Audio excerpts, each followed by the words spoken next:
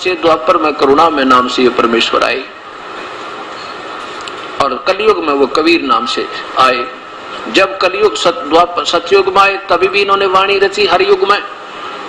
त्रेता में आए तो भी अपनी वाणी साधारण भाषा में पूरा ज्ञान दिया, और द्वापर में आए तो भी अपना पूरा ज्ञान दिया, और कलयुग में भी उन्होंने ये जो के तो शास्त्र फिर लिखे हुए अपनी साधारण वाणी में। तो श्री कृष्ण ने जी कहा कि आप ही की वाणी है भगवान के संत मिलन को चा लिए तजमाया अभिमान, और जो कदम आगे रखे ओहे यज्ञ समान। कैसे आना चाहिए संत के दर्शनार्थ? जैसे कोई भयंकर बीमारी से ग्रस्त व्यक्ति, चाहे कितना ही उच्च पोस्ट हो, चाहे कितना धनवान हो, और जब वो चलता है उस मेडिकल की तरफ चलता है, जो पीजीआई की तरफ चलता है, जो ऑल इंडिया की तरफ, फिर देखा उसको ना तो अपनी पोस्ट याद रहती और ना उसको अपना वो धन याद रहता, तू फैक्ट्री का मालिक है। उसको ना अपनी इज्जत याद रहती, ना बेइज्जती याद रहती, उसको केवल अपना जीवन याद रहता। मेरा रोग कटे है परमात्मा, बड़ा भयंकर रोगग्रस्त हो गया मैं।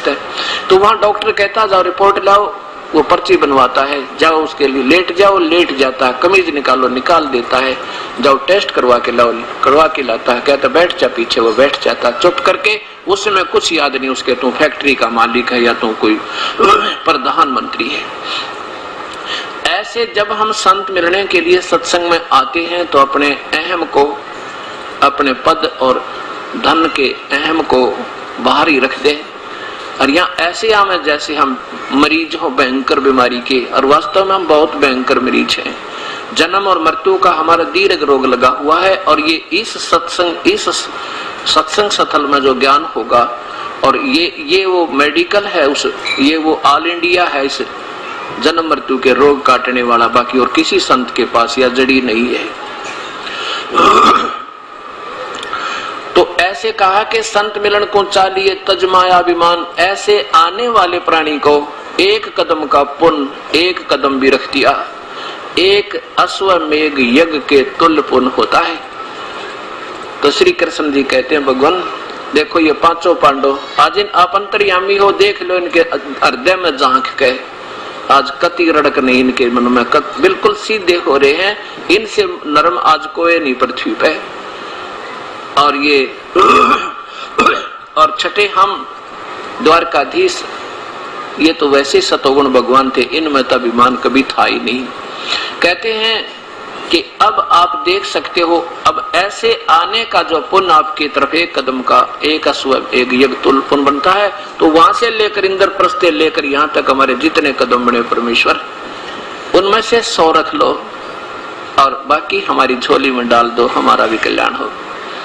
अब कहते हैं साधु दर्शन, साधु भूखा भाव का, धन का भूखा ना, अजय कोई धन का भूखा वो साधु भी ना। अब वो तो उनको विनम्र करना चाहते थे परमात्मा, किसी प्रकार इनके मन का खोट निकल जाए। जब तक यजमान का अधीनी भाव नहीं होगा तो किया हुआ अनुष्ठान बिल्कुल व्यर्थ होता है। इसलिए परमेश्वर ने उसको, जैसे इंजेक्शन लगाने से पहले ना एक सेपरेट का वो लगाते हैं, डॉक्टर सेपरेट को लगाते हैं, एक फवा सा, वो उस स्थान को नरम भी करता है और जरम रहित कर देता है, तब वो इंजेक्शन लगी दवाई काम करती है, नहीं तो और बीमारी हो जाए साथ में। ऐसे ही विनम्र करके तब ये उपदेश और ये अनुष्ठान कराए जाते ताकि ये पूर्ण काम कर सके और इसमें कोई खरपतवार ना पैदा हो जाए। तो तब उस रथ में बैठा के परमेश्वर को और लेकर पहुंच गए यज्ञ मंडप में। वहां क्या था कि 88,000 ऋषि और 33 करोड़ देवता ऊंच आसन पर बैठे बड़े गर्व के साथ, और 9,84 सिद्ध वहां पर विराजमान है। और जब देखा उस, जैसे कोई जंगली व्यक्ति होता है, घुटनों तक की धोती, टूटे हुए जूते और दाढ़ी बड़ी हुई, जैसे 15 दिन हो गया उस सेब बना के किए ने, और ऊपर के छोटे छोटे ऐसे उलट पुलट से घुंघराले बाल, और जैसे जंगली लोग रहते हैं ऐसा व्यक्ति, ऐसी वेशभूषा में वो परमेश्वर वहां पर विराजमान हुए। श्री कृष्ण जी ने अपने हाथों एक गद्दला बिछाया, आसन लगाया, उनका बिछौना बिछाया, और श्री वो विराजमान हुए सुपच रूप में परमेश्वर।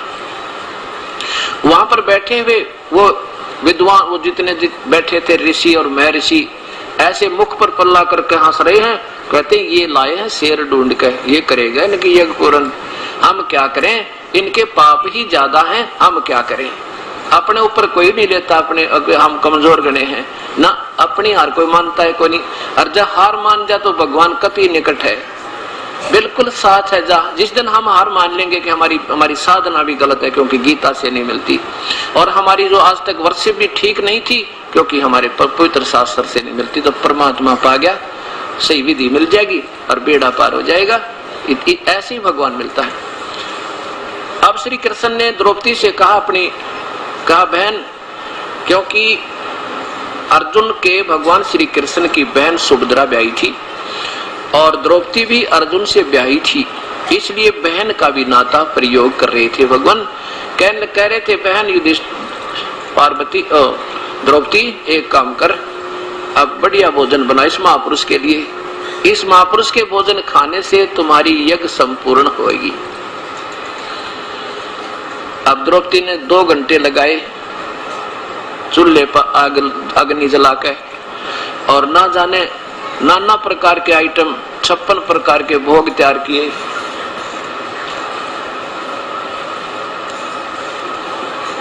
प्रकार के भोग तैयार किए, यानी नाना प्रकार की कटोरियों में, किसी में दही, किसी बड़े, किसी में खीर, किसी में आलू पालक, किसी में 25 प्रकार के कचौड़ी पकौड़ी हलवा, और नाना प्रकार की, किसी में दही, किसी में दाल, किसी में नाना प्रकार की सब्जी बना के और बढ़िया भोजन बना के और उस भगवान यानी सुदर्शन के सामने परोस दिया। अब सुदर्शन जी ने क्या किया, अब द्रौपदी ने सोचा तो ये था कि ये घास फूस तोड़ कर खाने वाला व्यक्ति आज इतना स्वादिष्ट भोजन खाएगा, उंगली चाटता रह जाएगा और 6 जगह जाकर भी महिमा गाएगा कि द्रौपदी जैसा भोजन आहार मैंने कभी नहीं किया। ये भी खाना बनाने वाली बहन का एक विशेष दृष्टिकोण होता अतिथि के लिए, वो प्रतिदिन बनने वाले भोजन से ज्यादा अच्छा भोजन अतिथि को के लिए तैयार करती है कि कहीं ये ना कह दे कि उस ऐसी बहन का खाना खाया उसने नमक मिर्च का भी ना पता था।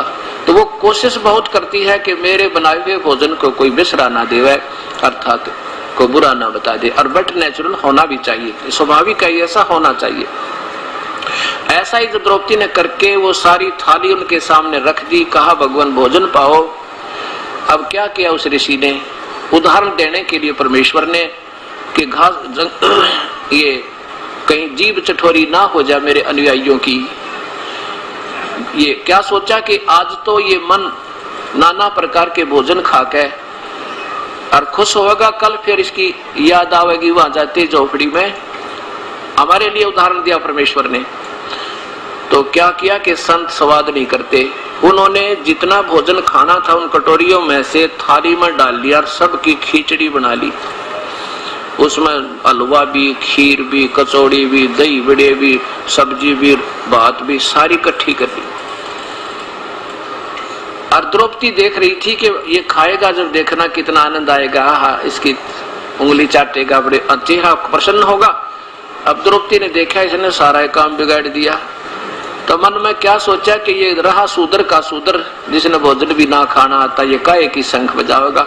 इतनी मन में नीचता मलिनता द्रौपदी का आएगी और उसका भी फल द्रौपदी ने भोगना पड़ा।